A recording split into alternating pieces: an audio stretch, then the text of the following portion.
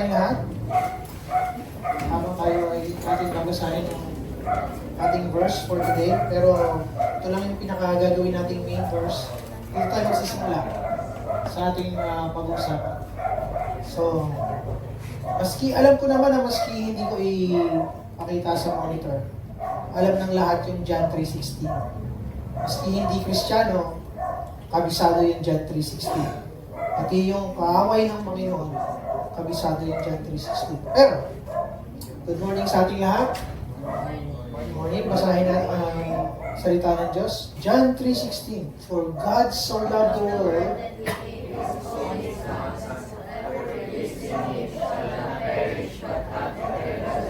yes, Panginoon, maraming salamat niya, Panginoon. Ngayong umagang ito, dalangin ko, Lord, na lahat ng sasabihin ko lamang, Panginoon, ay ang nais mo. Huwag niyo hayaan, Panginoon, na mag-overbound, Panginoon, sa mga i-discuss. At, Panginoon, ikaw yung Holy Spirit, ikaw yung magpaliwanag sa amin, ikaw ang umawak sa aming mga isipan, mga puso, Panginoon, upang kami magkaroon ng pang-intindi at pagkilala, Panginoon, at makakita, Panginoon, yung side ng Diyos, this side of you, O God, na hindi madalas ma-discuss, but this time, Panginoon, dahil ang layon mo, Panginoon, every preaching is to show yourself at ipakilala, Panginoon, ang iyong sarili through your Son, Panginoon, by the power of the Holy Spirit. Tago niyo lang ako, Panginoon, sa inyong kanino, at ikaw, Panginoon, ang maitaas sa aming kalagitnaan, at hayaan mo, Panginoon, na ang lahat lang ng ating pinag-usapan, Panginoon, ang maitaas sa aming kalagitnaan, sa pangalan ng aming Panginoong Jesus, na aming tagapagligtas. Amen. Amen. Hanapin mo kung Sunday natin yun. So, matagal ko nang pangako sa inyo na pag-aaralan natin yung sovereignty o yung pagiging kataas-taasan ng Diyos. So, walang argumento sa isip ng lahat ng naniniwala sa Diyos. Sa lahat ng maging sa mga nagdududa kung may Diyos o wala, na pagdating sa sovereignty o yung wala nang hihigit pa sa kapangyarihan ng Diyos, hindi argumento yan. Walang nagdududa doon. Kasi produkto yon ng lahat ng character ng Diyos. So kung all-knowing, all-powerful, omniscient God, of course, wala nang hihigit pa sa Kanya, sa isang being na mayroong ganong description. Eternal, walang simula, walang katapusan. So walang hihigit sa isang Diyos na ganon, na mayroong ganong katangian. So, ano ngayon ang problema tungkol sa sovereignty o pagiging pinakahigit, pinakamataas ng Diyos? Ang problema dito kadalasan ay nag-a-arise doon sa question ng ating free will. Naintindihan po muna natin yung free will. Yung free will is yung kakayanan ng isang tao na pumili, the power to choose, pumili, the power to make a decision, or sa Tagalog, mayroon siyang kusang loob. Kaya niyang mag-decide for himself. So, ang tao may ganon. Sino dito yung walang kakayanan mag-decide? Siyempre lahat tayo, di ba? Meron tayong sa pamimili lang ng damit. So, kaya natin mamili. Hindi tayo kinakailangan diktahan ng iba. Maaari tayong ma-impluwensya ng iba. Pero tayo pa rin ang pipili. So, yun ang problema ng free will versus the sovereignty of God. So, paano natin ma-reconcile kung paano nag-work yung ating free will at ang sovereignty ng isang may kapal na higit sa lahat. So, dahil tayo ay created, hindi tayo pwedeng pumantay sa Diyos, di ba? So, doon nagsisimula yung problema kapag tayo ay may pipiliin. Halimbawa, yung pagpili ng tama o mali. Di ba? Sin o righteousness. Kapag tayo ay namimili na, doon pumapasok yung ating problema. Kasi, ang nais ng tao, mamimili siya, magkakamali siya, pero hindi siya, walang consequence. So, meron na namang question about responsibility. So kung tayo pala ay mayroong sa English volition, siguro narinig nyo na dati yun, in your own volition. So kapag ka sa batas, meron din gano'n, na kapag ka merong isang akusado, sinasabi sa korte na, did you do this in your own volition? Ibig sabihin, walang nagtulak sa'yo, walang nag-impluensya, ikaw ang nag-decide to do something. So yun yung tinatawag na ikaw lang ang sole na may responsibilidad doon sa nakumit na kasalanan or nagawang kasalanan, sadya man o hindi sinasadya. So ibig sabihin, ikaw lang mag-isa yung magbabayad doon sa kung anumang kasalanan, nakapatay, di ba? Ikaw lang, in your own volition, ikaw lang ang nag-decide, wala kang katulong sa pagpatay. So, ikaw lang ang magbabayad ikaw lang ang makukulong, ikaw lang ang magbabayad dun sa kamag-anak ng napatay mo. Parang ganoon din tayo ngayon, pagdating sa kasalanan, pagdating sa pakikipag-deal sa Diyos. Bakit ko gustong i-discuss to? Kasi, in the future, magkakaroon kayo ng mga katanungan. Ako na ngayon ang magsusupply ng katanungan bago nyo pa ma-encounter to in the future. Pero, in the future na ma-encounter mo siya, alam mo na yung sagot. Kumbaga, alam mo na yung sagot. So, unang-una pa lang, sasabihin ko na sa inyo na ang sovereignty ng Diyos at saka yung free will ng tao ay hindi magtatama. Hindi sila mare-reconcile na magtutugma sila. Anong ibig sabihin nun? Kasi sabi nga ng ibang mga theologians, hindi sila magtatagpo sapagkat parallel lines sila. So sa mathematics, sa geometry, yung parallel lines, walang angle yon. So kung ano yung angle nitong line na to, siya yung angle nito. Kung 90 degrees, 90 degrees din. So pag minus mo sila, zero. Dire-diretso yung isa, dire-diretso din siya. Hindi sila magtatakbo. So yung triangle, di ba, magkakaiba sila ng angle. Bawa, 0 angle, 45. Ito, 45 din. Magtatama-tama yung mga kanto nila. So sa parallel lines, lagi silang hindi magtatama kasi pareho silang, bakit pareho silang parallel lines? Yung ating free will at saka yung sovereignty ng Diyos. Yung kapangyarihan ng Diyos na pumili. Yan. Kasi ikaw namimili ka. Dahil ikaw, mamimili ka rin on your own volition sa sarili mo. At ang Diyos, may kakayanan din na mamili. Okay?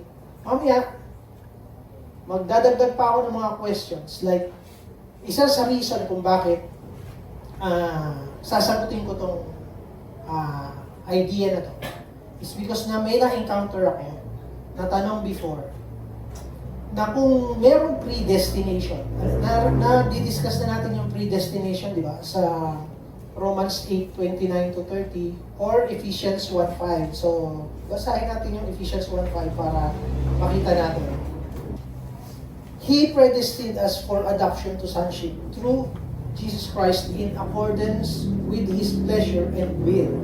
So, ang tanong ngayon, kung tayo ay predestined because of the foreknowledge, foresight, foreseen by God in the future, bakit kinakailangan ngayong magbayad yung mga hindi tinawag ng Panginoon, yung hindi predestined? Bakit sila deserving na mapunta sa impyerno, samantalang tayo, lagi natin inuulit-ulit, di ba? No one deserves na mapunta sa heaven because we are all sinners. So kung lahat naman pala sinners, bakit yung mga predestined at pre-elected lang ng Panginoon yung pwedeng mapunta sa langit? At yung hindi tinawag ng Panginoon, many are called but few are chosen. So yung mga not chosen by God will end up in hell. So yun ngayon yung tanong na dapat nating malaman yung kasagutan. Ano yung bakit napaka-buenas mo?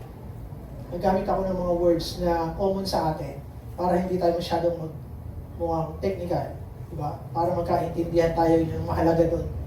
Yung ma-pick up natin, maintindihan natin kung ano yung nilalaman at nais sabihin ng Panginoon at yung side ng Panginoon. No, yung reason niya. Okay, yung reason niya. So, if we are predestined, ay kawawa naman yung yung hindi tinawag. May kapatid ka, hindi pa nananampalataya ngayon. So, meron akong kaibigan before na Kristiyano. Tinatawanan niya yung kumbaga nagiging fun sa kanya yung kasi pagka nag-share ka at hindi tinanggap yung pag-share mo about Jesus Christ, ang bottom line niya lagi is, hindi kasi chosen. Maaaring madaling padaliin niya yung pagtanggap sa hindi pagtanggap sa kanyang pag-share, yung negative na pagtanggap sa kanya. Pero, para sa akin, every time na maririnig akong gano'n, nagkakaroon ng kalungkutan yung puso ko. Nagkaroon ako ng dilema nung pinag-aaralan ko to. Kasi, ayokong isipin na may favoritism yung Diyos.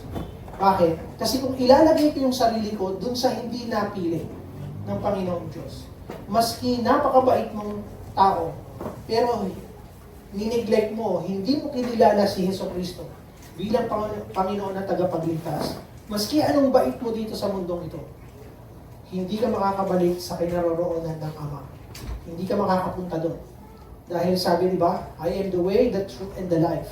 Si Jesus Christ ang sabi nun. So kapag the only sin na magdadala sa tao sa impyerno is rejecting Jesus Christ. So paano naman ngayon yun? Sabi predestined. So ang sabi rin sa Bible, lahat ng ibinigay sa akin ng Ama, sabi ni Yesu Cristo, hindi mawawala sa akin. Tanging yun lang daw binigay. So, lalong dinadagdagan pa, nire-reinforce pa yung idea ng predestination, ng pre-election. So, maraming pagtatalo about predestination and pre-election. Dahil ayaw isipin ng tao, katulad ko, isa na ako doon, na kayang hahayaan ng Diyos na mapunta sa impyerno ang kanyang nilalang. Kasi contradictory yun. No? When He said sa John 3:16 that God so loved the world that He gave His only Son. That whosoever believes in Him shall not perish. Shall not perish. Ano yung nakikita niyo dito sa ilang libong beses na natin nabasa yung John 3:16. Pero meron akong i-introduce sa inyo on how to read this now.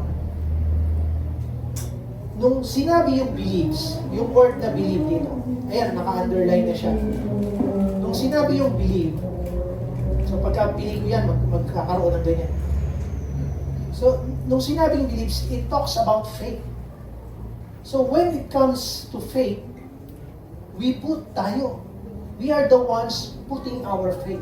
So, meron choice dito. So that whoever, so ibig sabihin dito, pumupunta siya doon sa side ng volition ng human being. Sa pagpili ng human being. Ito yung hindi pa siya pinipili ng Diyos. Diba? Hindi pagpili ng Diyos to. For everyone, kasi ang nais ng Panginoon, ang puso ng Panginoon, ang lahat ay makakilala sa Kanya at maligtas. So, kinakailangan natin firmly hold up to that, yung kung paano natin kinikilala yung Diyos. So, ano ba yung Diyos? Dapat i-determine natin kung ano yung character ng Diyos. So, alam na natin na lahat ng ginagawa ng Diyos ay mabuti. He is perfect, Psalms 18:30. Righteousness and justice is His foundation. Ang foundation ng Diyos sa Deuteronomy 32:4, matatagpuan niyo, that all He does is righteousness and just. All He does is good. So, kung yun ang intention ng Diyos, pag inisip ng tao, paano naman yung mga hindi maliligtas? Halimbawa, another question, dadaanan lang natin pero hindi natin sasagutin. Nais kong sagutin to in the future.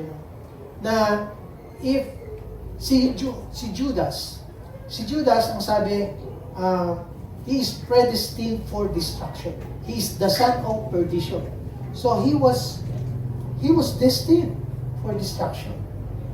Napakamalas mo naman if you are created for that sole purpose. Diba? No, malas mo. So, ang sabi ng mga pro-Judas, if he is just acting the will of God for him, then hindi niya deserve na mapunta sa hell. Nagkakaroon na ba ng dilema sa isip at puso niyo? Pero hindi yun ang intention natin yun. Kinakailangan, uulitin ko, i-hold natin yung pagkakakilala natin sa Diyos at tingnan natin yung ating sarili para maintindihan natin to. Sapagkat hindi magtatama yung dalawang pinag-uusapan natin, ano ngayon yung dapat na mindset ng isang Kristiyano pagdating dito? Kinakailangan malalim yung pagkakakilala natin sa Diyos na sinusunod natin. Or else, pwede tayong mahulog.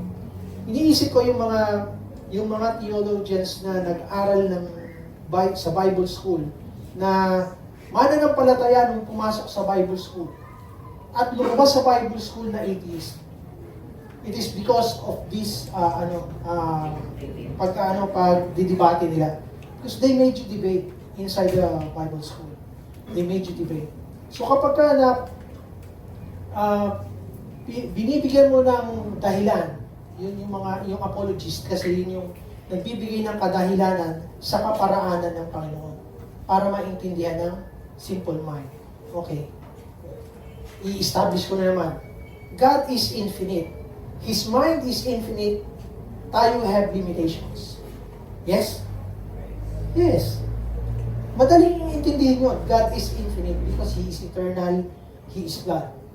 Tapos tayo, we are created. We cannot match yung isip ng Diyos. So, tama ba kung ikaw ang Diyos? Na alam mo, na yung kinreate mo, merong certain limit yung pagkakaintindi. So, meron ngayon siyang portion na hindi na dapat i-explain sapagkat sasabog na. Ba, yung computer, yung ating mga cellphone, may RAM yan, mayroong memory. So, kapag may bagong program, mga bagong cellphone na apps, tapos in-install mo rito, pero hindi capable, luma na yung cellphone mo. Hindi siya magra-run, babagal siya. So, ganoon din tayo. We are not created na kaya natin i-match. That's the reason probably why, nung sinabi ng Panginoon sa Genesis na of all the trees here, sabi kay Adam and Eve, you can eat except that one. The knowledge, the tree of the knowledge of truth and good and evil. Good and evil. Yung tree na yun. Kasi alam ng Diyos, hindi mo kayang maintindihan lahat. So, nung kinain nila yun, nagkaroon tuloy ng confusion. Dahil hindi kaya eh. Mayroong mga bagay na tungkol sa katotohanan, sa bad, at sa good at saka sa evil, na hindi natin kaya maintindihan. So, nais pa rin ng Panginoon na i-save tayo. So, nagkaroon siyempre, pinalayas kasi nga, hindi nga pwedeng magkasama yung isang perpekto at banal na Diyos at saka yung makasalanang creation. Andito tayo tuloy ngayon. So, dumating tayo ngayon dito. How do we reconcile this? Ang pinag-uusapan natin dito, salvation din. Kasi, I'm pretty sure, pagka nag-share kayo sa iba, pati sa sarili nyo, na pagkaroon kayo ng doubt, ang pagdoubtan nyo yung sarili. Kasi, meron tayong natural arrogance. Ito siguro yung nagdala sa akin sa kalungkutan, sa disappointment. Noong pinag-aaralan ko to, I was disappointed. I was sad to know na mahal tayo ng Diyos, ang isang katauhan. Pero, ang feeling ko doon kasi, bakit nakaya mo kaya ang mapunta sa impyerno yung iba? Pero habang pinag-aaralan ko to, nagpe-pray ako. Kasi yun ang dapat na procedure. Huwag ka mag-aaral on your own capacity. Magpe-pray ka pa rin, lalo't nag-i-struggle ka na. Ang paliwanag ng Panginoon sa akin, kasi sa sobrang mahal ko din sa kanila, hindi ko sila kayang diktahan. Hindi ko sila didiktahan. So, hahayaan ko sila sa kanilang kasalanan. So, dahil dun sa kasalanan na yun, ngayon, ang tanong ngayon, bakit ka responsible? Totoo ba yung responsibility? Ito ngayon yung pag-uusapan natin. Doon tayo magdidwell at mamaya i-explain ko, na-explain ko na most likely yung side ng Diyos.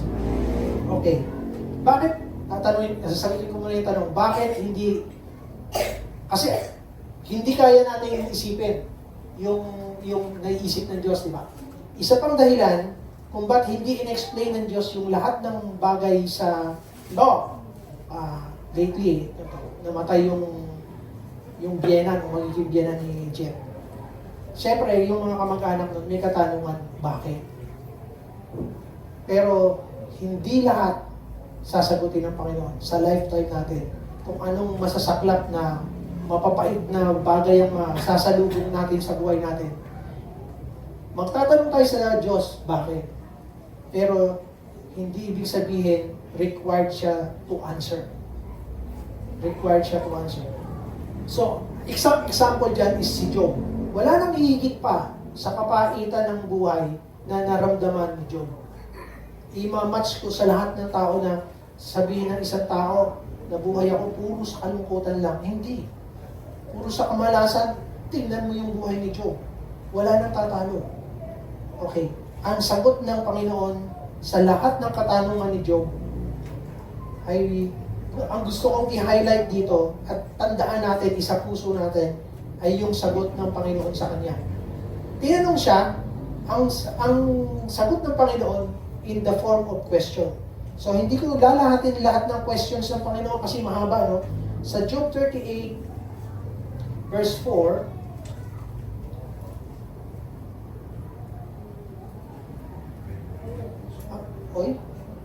na-discussion. Pero basahin nyo na rin yung number 3. Kasi, ang sabi ng Panginoon ito, raise yourself like a man. Tumayo ka. Pangatawanan mo. And I will question you. I will ask you this. Dahil sa mga tanong natin, sa arrogance ng tao. And you shall answer me. Isipin mo na ikaw si Job, na sinasabihan ng Panginoon ngayon. If you have questions for me, then raise like a man. Magpakatatag ka na tunay na lalaki, na tunay na tao. Sagutin mo ngayon yung tanong ko sa'yo. Where were you when I laid the foundations of the earth? Tell me if you understand. Tell me if you understand. Nung nilay ng Diyos ang pundasyon ng mundo, nasaan ka? Naiintindihan mo ba? So, shut up na kagad si Job. Hindi niya na kayang sogo. Another one. Job 40 verse 8. Kasi marami pa yan, tingnan mo. Kung saan daw yung footings na sinet, yung cornerstone ng foundation, so hindi na natin kinakailangan elaborate pa yan. Itong 40. Ito ang dalangin ko na tumatak sa ating lahat. Para hindi na tayo maging arrogante na questionin ang Diyos. Would you discredit my justice? Would you condemn me to justify yourself? Would you condemn God? I-discredit mo yung kanyang kabutihan, yung kanyang pagkatao to justify yung kasalanan mo. To justify yourself. Diba? So, sa mga bagay na hindi natin alam na sinabi ng Panginoon to hindi tayo aware. Diba? Pero there, in the Bible, sa book of Job, inusig ng Panginoon ang tao. Bakit? Sino ka ba? Man, who are you? Para sumagot sa akin ng gano'n. Wala kang karapatan. So ngayon, mga Kristiyano, alam na natin ngayon, wala tayong karapatan para magtanong. Namatay yung ating mahal sa buhay, wala tayong karapatan.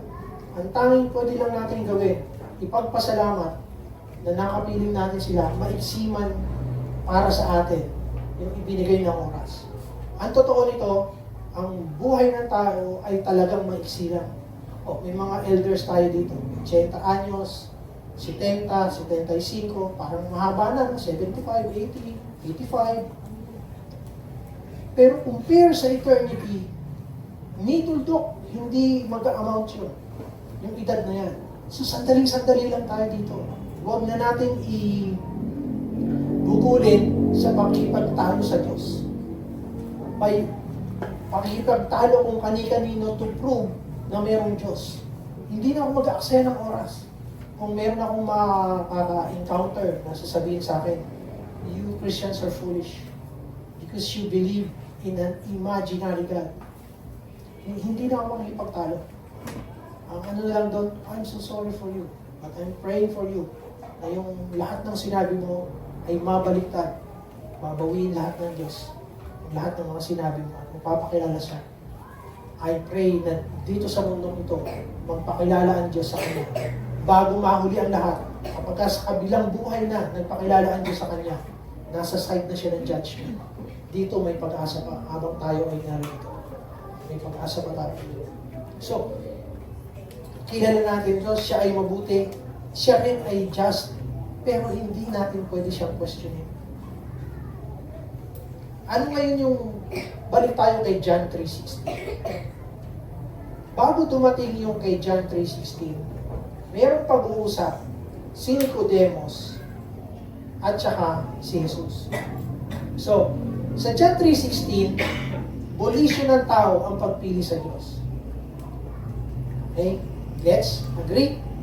Kasi, whoever believes. So, sino man ay nampalataya? Tao. So, sino mamimili? Tao. Okay? Kaya, pero bago ang lahat ng yun, sinabi ng Panginoon sa kay Nicodemus. Yung bola pa ni Nicodemus si Panginoon. Si Nicodemus ay isang Pharisee, yan, at ruling council ng Jews. Ibig sabihin, mataas ang posisyon. So, hindi expect natin na marami siyang kaalaman tungkol sa law, sa Pentateuch. Okay? Supposed to be, kilala niya yung Diyos. So, sabi niya, Rabbi, we know that you are a teacher who has come from God, for no one could perform the signs you are doing if God were not with you, with Him. So, ang sagot ng Panginoon, parang out of nowhere. Ang kaibahan ng Panginoon kasi, pag tinanong mo siya, alam niyo yung reason ba't ka nagtatanong. May sinasabi ko pala, alam niyo na yung reason, at i-inject niya na agad yung kanyang, yung nalalaman sa'yo, na pag-uusapan. Ang sabi niya, sinasabi niya ng kausap niya na pinupuri siya, pero sabi niya ito, nasabi ko sa'yo, no one can see the kingdom of God unless they are born again. Born again. Pamilyar tayong lahat dyan, di ba? Sino dito ang born again? Taas ang kamay. Ganun lang? Sige, good luck. Ayaw yung i-acknowledge na you are born again. Okay, isang truth na hindi natin laging napapansin. Tinatawag natin ang ating sarili na born again. Sino dito, ang sabi pa dito, punta muna tayo dito sa 6. Ang sabi ng Panginoon, sa 5 muna, very truly I tell you, no one can enter the kingdom of God unless they are born of water and the Spirit. Flesh gives birth to flesh, but the Spirit gives birth to spirit. Okay. Siyempre, kaya nga tayo nandito dahil tayong lahat ay ipinanganak sa laman. Yes? Yes. Taas ang kamay ng makapagsasabi ng siya ay isilang, siya ay may participation sa pagkakasilang niya. Wala tayong lahat partisipasyon. Walang volition ng tao na, oh, Nay, kailangan ipanganak mo ako. Kailangan May 29, 1969. Gusto ko, yan. Oh, gawin niyo ako ni tatay at ni nanay sa ganitong panahon para doon ako, wala tayong say. Nung tayo ay isilang, wala tayong say. Di ba?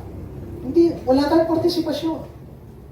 Kaya, hindi aksidente na ginamit ng Panginoon yung word na born sapagkat wala tayong gagawin. Pero ipapanganak tayo. Okay. Ginamit niya ngayon to, born in the Spirit. Kaya tayo ay mga born again. Ang ibig sabihin, nung tayo ay born in the Spirit, wala rin tayong partisipasyon. Ang lahat ay sovereign will ng Spirit. Siya ang nanili. Siya ang nagdesisyon that ikaw, tayong lahat dito, ay maboborn again.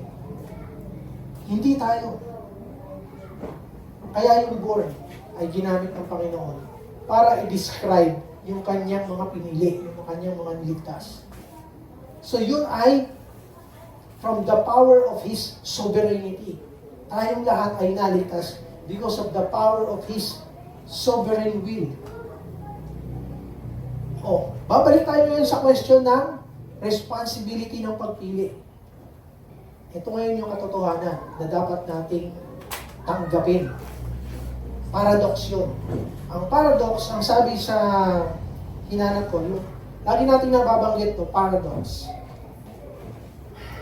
Wala Tagalog eh. Meron ba? Kabalintunaan.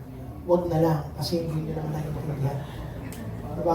May Tagalog, pero mahirap intindihin. Kabalintunaan. Kapag sinabi ba sa'yo, isang kabalintunaan yan.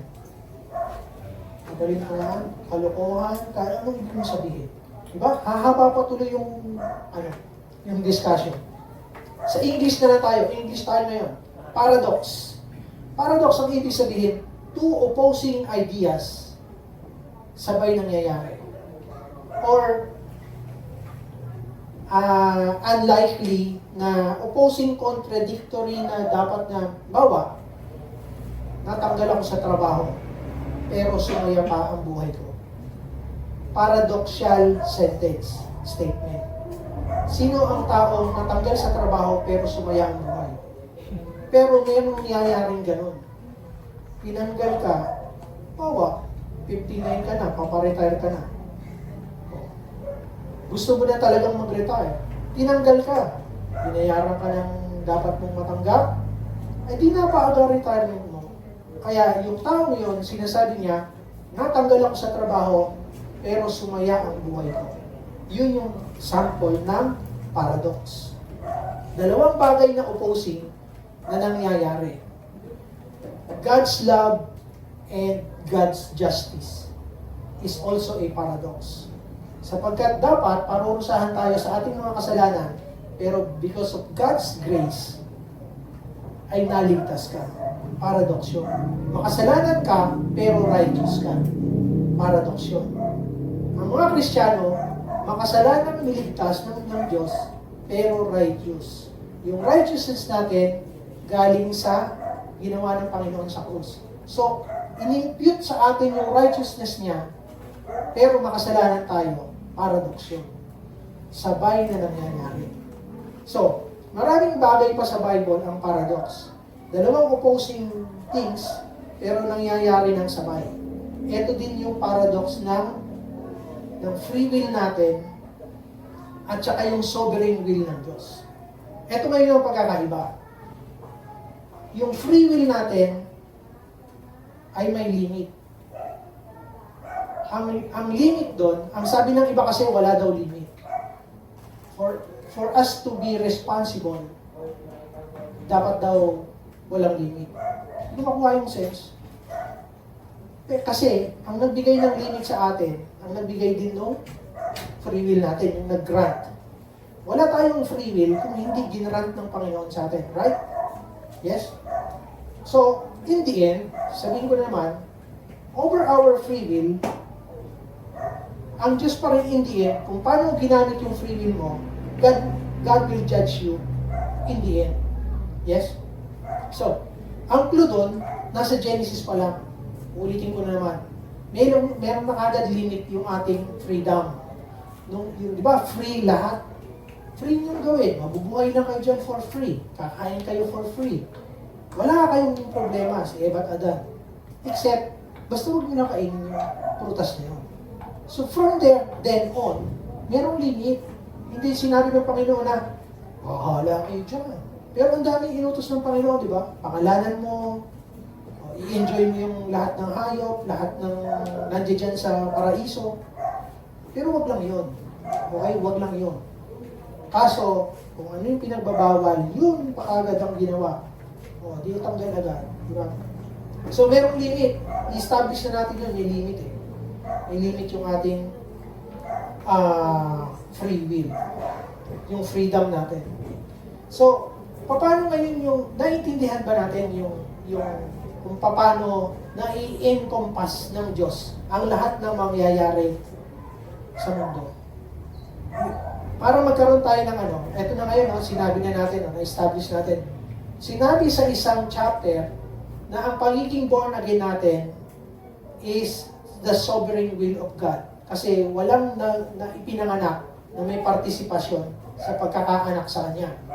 Maging flesh o maging sa spirit, it is the decision of the Spirit of God. Yung flesh natin, it was the decision na nag-asawa yung babae at lalaki, naging one in flesh, ipinanganak ka. Hindi mo decision yon. So, when you were born again, it wasn't us who decided. It was decided noon pa, in the foreknowledge of, para natin maintindihan yung foreknowledge ng Diyos. Walang nakalagay sa Bible, pero by visual, pwede kong i-drawing sa inyo na ganito. Let's represent God, Trinity, as a triangle. Okay. So, meron tayong beginning at saka end. Sa isang geometrical figure, ang circle, sa gitna nito, equidistant lahat yan sa radius. Correct? Okay. Intindihan natin ha. So, wait. Ito tayo dito. Move natin. Naintindihan na natin yung circle. Ito ngayon yung Diyos. Triangle. Kasi Trinity. Ang history natin may beginning sa Genesis at may end sa Revelation. Correct? So, para maging equidistant, it has to, kasi yung circle, walang end. Kaya nga, yun yung sinasabi sa kasal, di ba? Simbolo daw ng forever. Kasi walang beginning at saka walang end yung singsing. Kaya yung mga may asawa, mayroong singsing. It represents yung commitment natin sa ating mga spouses forever. Until death do you part. Okay. So, ang history natin is represented by parang mga monitors, mga TV. Okay? At dito, nakapaloob yung mga nangyayari, nanduduok ka sa isang tuldok ng malaking TV screen na nakikita ng Diyos. Pinawatch niya. Sabi sa Genesis, nung kinreate niya yung light, bigger light and smaller light, and in the morning, there was morning, and there was evening, doon nagsimula yung time. So, meron beginning ng time 0, parang 6, sorry. Ay, may masunog rin. Ay, naku. O, time 0. Imbis na circle, magdodrawing ako na semicircle. Kasi equidistant din. Tingnan nyo, yung semicircle, equidistant din yan. Sa center, mula dito, maski saan ka, equidistant yan. Pantay-pantay. So, pantay-pantay. Meron naman dito, equidistant.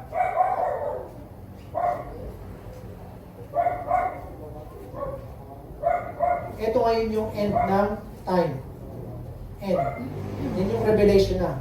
At lahat ng yan ay representative ng past, present, future. Tayong lahat ay nandoon. So, lahat tayo niyan, tinitingnan ng Diyos. Outside siya sa time. Okay? Outside siya sa time. Pero tayo, inside the time. Kaya may timeline tayo. Siya, wala. Maaring dito sa tuldok na to, ay present natin. Ito, future. Punta ka ng konti, P plus T equals F. future. Time natin.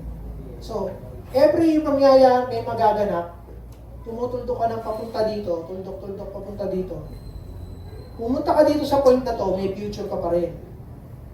Gets? Okay, habaan natin yung future. Ito yung ating present, P, present. Ito yung pinaka-future na target natin, future F. Tayo, yung past, nakikita natin. Yung past, nakikita natin, naalala ng mind natin. Tama? Naalala ng mind natin. Ito. Itong past. Naalala natin yan. Pero, yung future, nakikita ba natin? Hindi. Yun ngayon yung foreknowledge na meron ng Diyos. Tayo wala. So, yan ngayon yung bakit hindi tayo dapat maging arrogante para isipin natin na kaya nating maintindihan yung pagpili ng Diyos, pag-assign ng Diyos, pagtawag sa atin.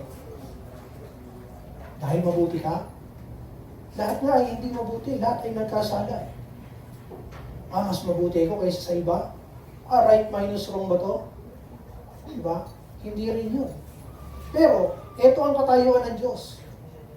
God has foreknowledge, may foresight, tayo wala. Ngayon, yan yung dilemma natin. Ano ngayon yung dapat natin isipin? Tungkol sa dalawang lines na hindi mag-intersect, God's sovereignty, at saka ito naman ay yung ating free will. Tayo ay mamimili. Para mas maintindihan natin, tingnan natin yung isang example sa Bible ng sovereignty ng Diyos at saka responsibility ng human. Okay. Teka. Ito yung topic na natin, ha? Okay. Buburahin ko lang. Baka makonfuse ko. God's sovereignty versus human responsibility. Pagka sinabi kong responsibility,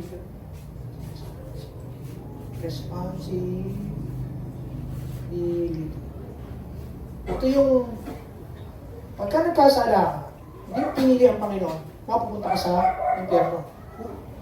Ito yung judgment. Uy, Rosebell. Ay, mali. Sorry. Ito yung judgment.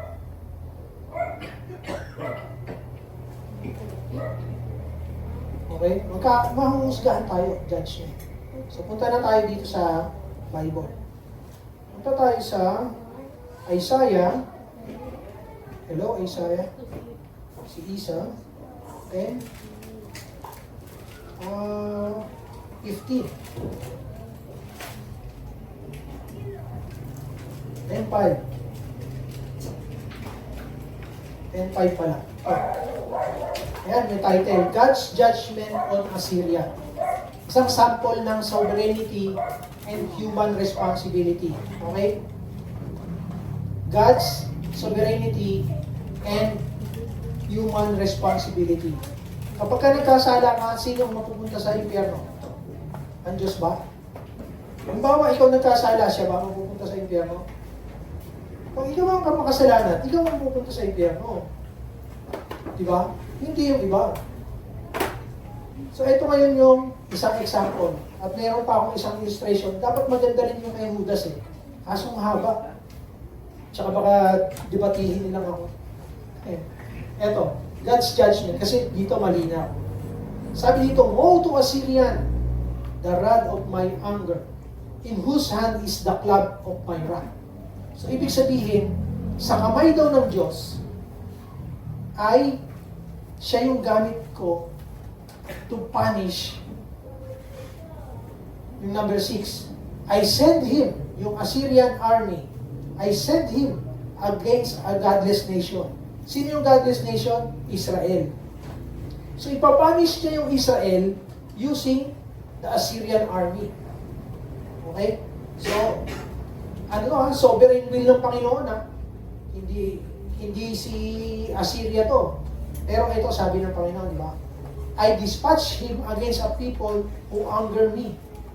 Ito yung Israel na ginalit siya sapagkat sa idolatry ng mga Israel. Kasi Baal na sumasamba eh. Sa mga Diyos-Diyosan na mga rebulto na. Ayaw ng Panginoon. To seize, loot, and snatch, plunder. Talagang didikdikin yung Israel. So, nangyari ba? Nagkatotoo ba? Nagkatotoo. Di ba, nilusob ng Assyria ang Israel? Okay. Captive ang Israel for several years, di ba? Verse 7, but this is not what he intends. Hindi daw yun ang intention ni Assyria. Iba yung intention ng Panginoon, iba yung intention ni Assyria. Ito ang intention ni Assyria. This is not what he has in mind. His purpose is to destroy, to put an end to many nations. Yun ang gusto ng Assyria. Subin ko yan, Israel, Rome, lahat ng nasa, napapalibot na yan. Sasakupin kong lahat yan. Tatanggalin ko yung borders at lahat sila magpe-pay ng tribute sa akin. Yan ang sabi ng Assyria. Yun ang purpose niya. Hindi ang purpose ng Panginoon.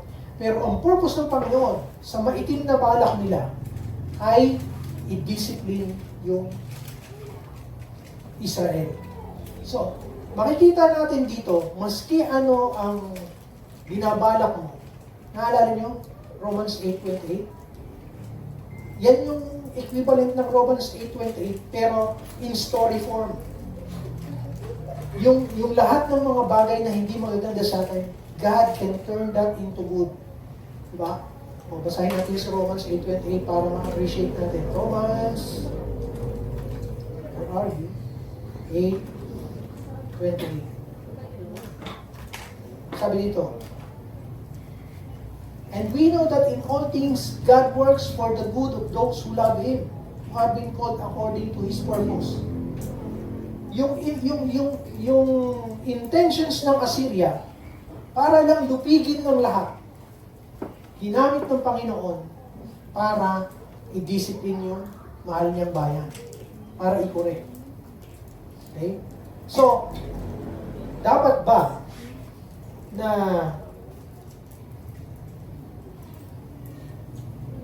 liable pa rin ba ang Assyria? Para, ang sabi dito, God's judgment on Assyria. I-judge pa rin ng Diyos ang Assyria. Righteous ba? Just ba yung decision ng Diyos na parusahan din yung Assyria? Yes. Iba yung intention nila eh. That is not doing the will of God. Ginamit lang ng Diyos yung kasamaan nila for His purpose. So, may mga bagay na nangyayari sa atin na inaalaw tayo magkaroon ng problema, kalungkutan, kakapusan, pangangailangan, for the purpose na makabubuti sa atin. Ginagawa ng Diyos sa atin. So, more or less, maintindihan natin kung bakit. Diba? Another illustration, yung favorite story ko, si Joseph the Dreamer, sa Genesis 50, verse 15. Speaking of Genesis, nasa Genesis 21 na tayo, di ba? Kamusta yung mga nababasa ng Bible dyan? Mamaya pa 20. 20? Mamaya pa? 21. Binasa ko na kasi. Advance na ako kasi marami akong binabasa eh. So, ganun din, no? Para maging habit natin yung pagbasa ng Bible, hindi natin gagawin excuse na, hindi ako mag-preach. So, siguro naman maintindihan ng Diyos na hindi ako magbabasa ng Bible ngayon, yung pinag-usapan natin.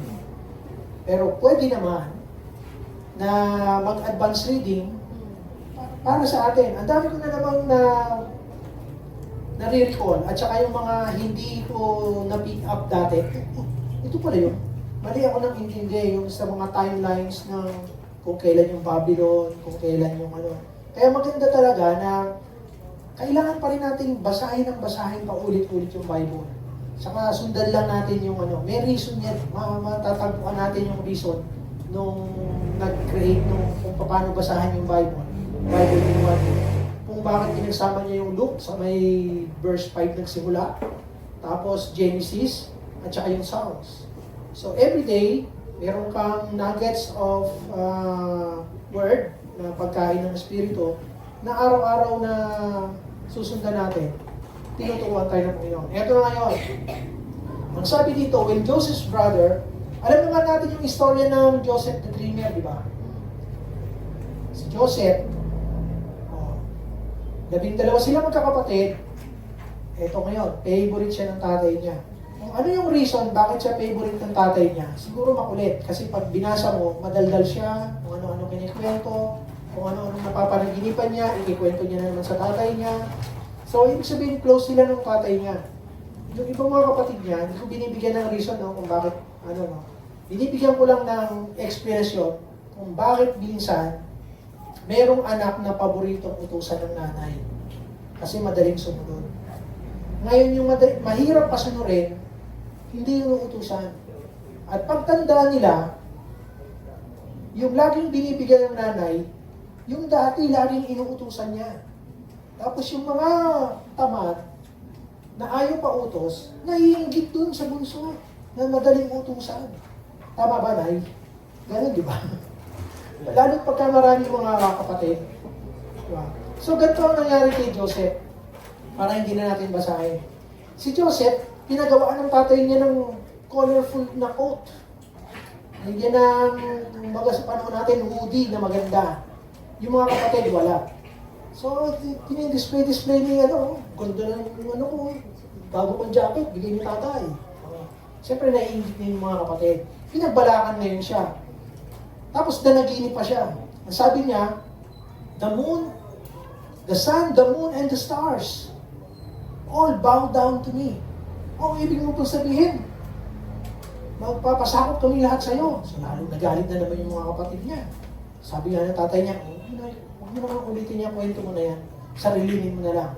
O, eto ngayon, nagkaroon ng pagkakataon yung mga kapatid. Nagpapastol sila sa malayo. Ang ginawa, pinagbalakan siyang patayin. Yung isang kapatid na konsensya, huwag natin patayin. Benta na lang natin. So, binenta siya sa mga Midianites na papunta sa Egypt. Ginawa dun sa jacket, nagpatay ng hayop, nilagyan ng dugo, at sinabi, nako, tay, father si Jacob, di ba? Tatay nila. Patay na si Joseph. Di nagdalumhati na yung tatay niya. Wala na, patay na. Ito ngayon, dumakad ang panahon. Si Joseph, napunta sa nakabili sa kanya kasi binenta siya na slave. Ang nakabili si Potiphar. Si Potiphar mayaman, may asawa na napugian kay Joseph. Siguro pogi talaga si Joseph noon pa kaya paborito ng tatay niya. Kasi napugian si yung asawa ni Potiphar Inakit. Binaliktad yung kwento, nakulong si Joseph. Nakulong siya. Doon sa kulungan, na yung talent niya to interpret dreams. No? Ibig sabihin, lumalabas lang na kung si Joseph, mayroong magandang relasyon sa Diyos. Lagi siya nakipag-usap. Hindi siya hiniwalayan ng Diyos habang nandoon siya sa kulungan. Dumating yung pagkakataon na 3 lingkod ng hari, ng Pharaoh, yung nakasama niya sa kulungan. Yung 2 na-reinstate, yung isa patay. So lahat ng hinula niya sa panaginip, nagkatotoo. Dumating yung pagkakataon na kailangan ng Pharaoh ng isang tao na mag-i-interpret ng dreams. Naaalala ng 2, ay nga pala, si Joseph. Marunong nga pala mag-interpret. E di, chinuchu sa hari. Meron kami nakasama. In 30 years old si Joseph nung i-assign siya nung in-reinstate siya ng Diyos at na-promote siya bilang Prime Minister ng Egypt. 30 years old. O, jump na tayo, no? Alam na natin yung istorya. After ilang years, nagkaroon ng famine, kinuha ni Joseph yung kanyang mga kapatid, pamilya, nagka-reunion sila ng tatay niya, iyakan, gano'n eh. Pinatiran niya, pinoprovide niya si Joseph at lahat ng kanyang mga kapatid. Ito ngayon, namatay na si Jacob. Kinakabahan yung mga kapatid. Sabi na ko, baka galit sa atin si Joseph. Kaya ito ngayon yung istorya. When Joseph's brothers saw that their father was dead, they said, "What if Joseph holds a grudge against us and pays us back for all the wrongs we did to him?" Paano kung galit pa na ito, may tinatagong galit si Joseph? Eh wala na yung tatay. Under the protection of Jacob, o Joseph, huwag mo nang bawiin yung mga kapatid mo. Eh, patay na. Naisip ng mga kapatid, nakko, wala na yung protection natin. Paano ngayon to? So, sabi nila, sa 17, "This is what you are to say to Joseph. I ask you to forgive your brothers." Sabi ng mga kapatid. So they sent a word to Joseph saying, "Your father left these instructions before he died." So ito daw yung instructions ni Jacob. I don't know if it's true or not, di ba? Basta yung nasabi. Pero kung ako, isipin ko na wala nang iniwan, di ba? So, pero ito na daw yung iniwang salita ng tatay. "This is what you are to say to Joseph. As I ask you to forgive your brothers the sins and the wrongs they committed in treating you so badly. Now, please forgive the sins of the servants of God, of the God of your father." When their message came to him, Joseph wept. Naiyak si Joseph nung sinabi ng mga kapatid niya. Bakit kaya ginawa nito mga kapatid niya yung paglapit kay Joseph at sabihin na ganito? Because in the first place, they were guilty doon sa ginawa nila. Premeditated, intentional. Una papatayin, ay wag na lang, ibenta na lang. They are getting rid of Joseph during the time na inis sila kay Joseph, inggit na inggit sila. So, alam nila na dapat nilang pagbayaran yung kasalanan nila. Right? Guilty sila. Hindi na tinatago na, hindi, baka okay lang. Kasi, napatawad na naman niya tayo. Pero, dito mo makikita yung buti ng puso ni Joseph naman. When he heard yung sinabi ng mga kapatid niya, kasi gets niya na full of wisdom si Joseph. So when his brothers say that to him, alam na agad niya na natatakot sa kanya yung mga kapatid niya. Natatakot sa kanya. Ang sabi ng brothers niya, sa 18, his brothers then came and threw themselves down before him. Nung lumapit na sila, nagpatira pa sila, "Joseph, we are your slaves," sabi niya. "Treat us as slaves." Nung na-realize nila yung pagkakamali nila, ituring mo na lang kaming mga alipin mo. Kamukha din ng ginawa ng prodigal son. When he realized kung ano yung kasalanan niya sa tatay niya, bumalik siya sa tatay niya at sinabi niya na, "Huwag mo na akong ituring na anak." O dito naman, huwag mo na kaming ituring na kapatid. Turing mo na lang kaming slaves. Because they have realized yung guilt ng mali ng ginawa nila. Yung gravity ng pagkakamali niya. But Joseph said to them, "Don't be afraid. Am I in the place of God? Diyos ba ako para husgahan ko kayo?" Ito yung wisdom ni Joseph. And this is yung pagkakaiba ni Joseph sa kanyang mga kapatid. You intended to harm me, but God intended it for good to accomplish what is now being done, the saving of many lives. Yun ang intention ng Panginoon. Ang nais ng mga kapatid ni Joseph ay patayin siya. Pero ang intention pala ng Panginoon ay to save the many. Going back dito, naintindihan ni Joseph. During this time, sa panahon na to, makukulong siya. Pero sa future, hayaang maganap ng Panginoon kay Joseph yung lahat ng sakit, makulong, maakusahan. Sanay ka na napapalibutan ka ng 11 kapatid, nanay at tatay mo. Mayaman kayo, bigla kang makukulong. Mag-isa ka lang. Oh. Sino dito nag-abroad na? Masarap ba? Ang hirap, di ba? Ang lungkot ng isa. Wala kang kamag-anak. Buti nga, may mga kasama kang Pilipino, nakakapag-Tagalog ka. Paano kung napunta ka sa isang lugar na hindi speaking in Filipino, hindi pa speaking in English, wala kang kausap, mapapanis laway mo. Oh. Ang hirap maging mag-isa. Kaya hindi nais ng Panginoon na mag-isa ang tao, gumawa siya ng katuwang, di ba? So, nature natin yung may kasama. Paano ba yung si Joseph? 12 kayong magkakapatid, lagi kayong magkakasama. Lahat ng pangailangan mo na susupply, all of a sudden, baliktad lahat. Kulong, pagpapahirap, dahil in the future pala, to save many. Okay, gusto nyo ituloy yung yung ang tawag dito, yung ripple effect ng ginawa ng Panginoon kay Joseph. Alam niyo yung ripple effect, kasi pinag-usapan natin yung time. Kapag meron tayong body of water, ilog, diba? Ito, swimming pool na lang, swimming pool. Pagka naghagis ka ng bato, sa gitna nito, babagsak dito yung bato. Gagis ka ng bato, bato sa gitna. Ano mangyayari? Tama, maglulubog, pero mangyayari sa tubig. Mangyayari sa tubig, ganito, di ba? Napansin niyo ba? Kakaroon ng, ang tawag dito, yan yung ripple effect. Magawa siya ng alon, ripple effect. Hindi tayo dito. Ripple effect.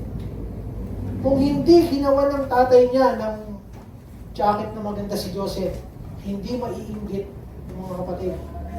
Hindi sila mapupunta hindi siya ibebenta ng mga kapatid niya, hindi siya mapupunta sa Egypt.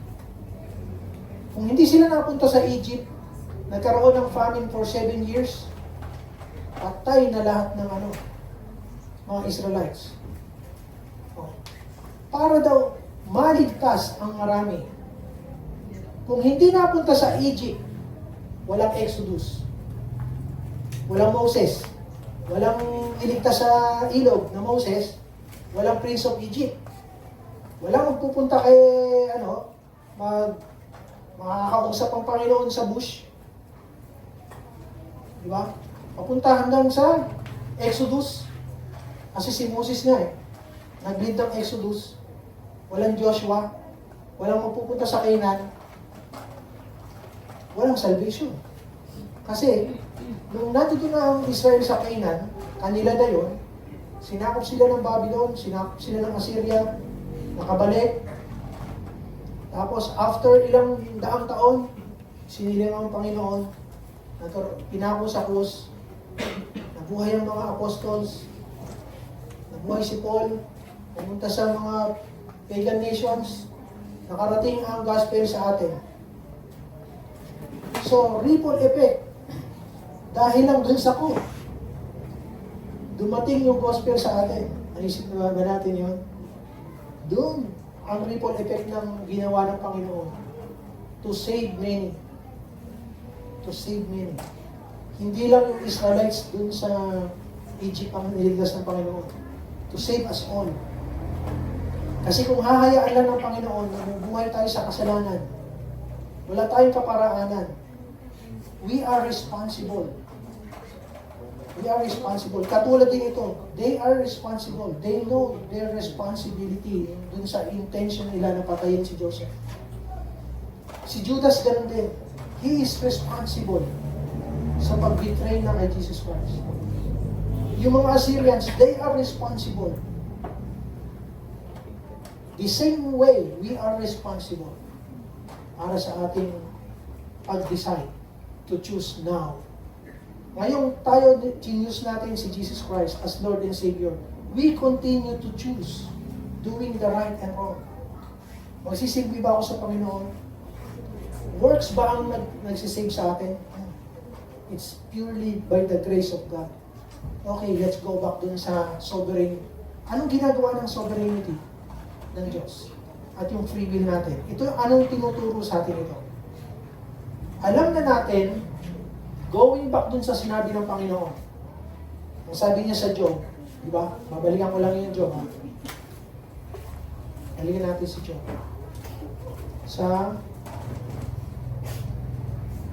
Dito na alam. Saan na si Job? 40, verse 8.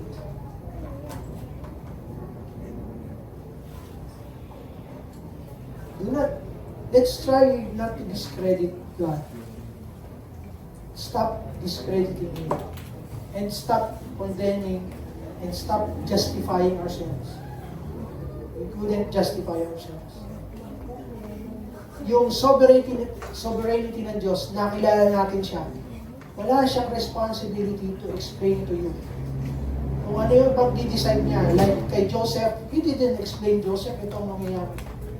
In the end, nalaman na ni Joseph yung end game ng Panginoon to save the many. Comforted si Joseph, comforted yung mga kapatid niya. Pero dapat pa isipin ng mga kapatid niya, hindi, pin-layout lang namin yung will ng Panginoon pala. So dapat hindi kami guilty. No, you are equally guilty kasi ang intention niyo is to harm. Hindi align yung will ng Panginoon at saka yung will ng tao. Ang will nila is to destroy. Yung Assyrians, ang will nila is to destroy nations. Samantalang ang will ng Panginoon, gagamitin ko yung nais niyong gawin to build up my nation. Ang nais ng mga kapatid ni Joseph, to annihilate him, to murder him. Pero ang nais ng Panginoon, to save the many, hanggang umabot yung salvation sa atin. So anong tinuturo ng sovereignty ng Panginoon? To worship Him. To worship Him some more. Kasi nakilala natin siya.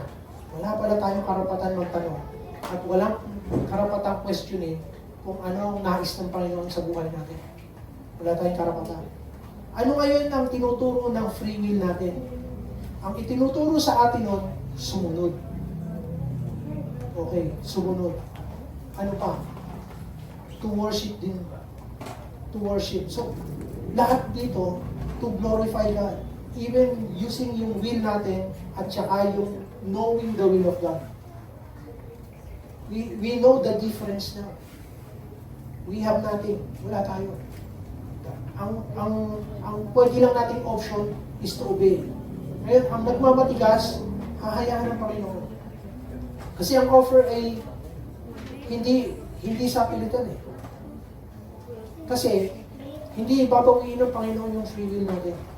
But He is giving everyone an equal opportunity. Hindi masama ang intention ng Diyos. We are all given the equal opportunity. Or else, ni-rephrase niya yung John 3:16. Going back to John 3:16, di ba? Dapat ni-rephrase niya yung John 3:16. Kung iilan lang pala yung nais niyang sagipin. Ang sabi niya, for God so loved the world. He offered His Son for the world, not para sa atin lang. Bahat, ito ngayon yung whoever believes, dyan nagkakaroon ng question. Now, kung sasabihin niyo sa akin, who decides who? Ang Panginoon ang sovereign. Diba? Aren't you thankful na hindi tao ang may sovereign will? Kasi sablay yung will natin. It's not intended to do good. Laging ang gusto ng tao, selfish motive. Ang nais ng Panginoon, remember, He has this foreknowledge. Hindi, itong drawing ko nga pala,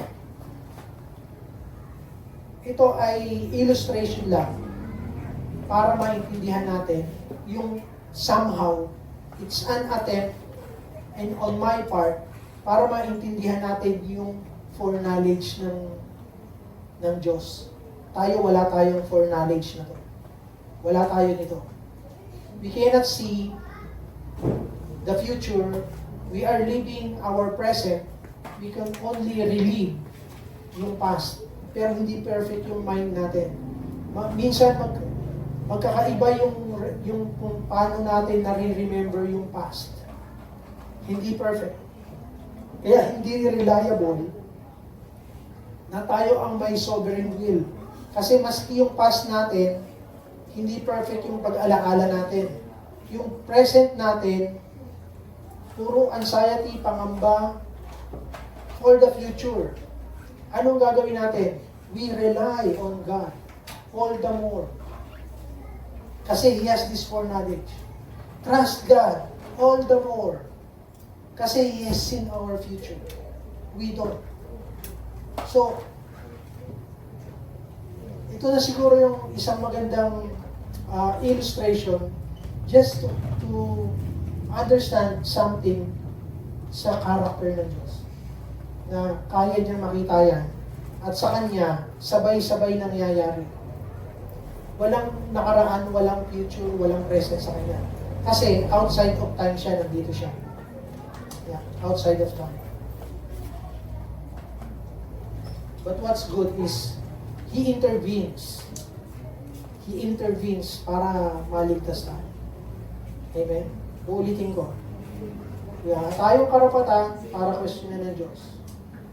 His sovereignty, sabay na nangyari sa free will natin. Pero yung God's sovereignty teaches us to worship Him some more. Dapat natin siyang i-worship. Yung free will natin teaches us na dapat palang sumunod tayo because of our responsibility. Whatever we do, maski pinili tayo ng Panginoon, meron ka pa rin talo kapag ka hindi ka sumusunod.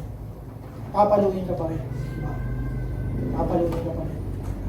Pero, we are responsible for what we choose. Amen? So let's pray. Salamat, Panginoon, sa binigay ng time. And I pray, Panginoon, and I believe na sa iyong katalinuhan, Panginoon, everyone has a glimpse, Panginoon, kung ano ang karakter mo, kung ano yung aming katayuan, at kung paano kami dapat mag-respond sa iyo. Salamat, Panginoon, sa araw na ito. And I pray for more knowledge and wisdom, Panginoon, flows, Panginoon, dito sa simbahan mo. At ikaw lang ang source namin at itataas ang aming kalagitnaan palagi, Panginoon. In Jesus' name ito ang aming dalangin. Amen.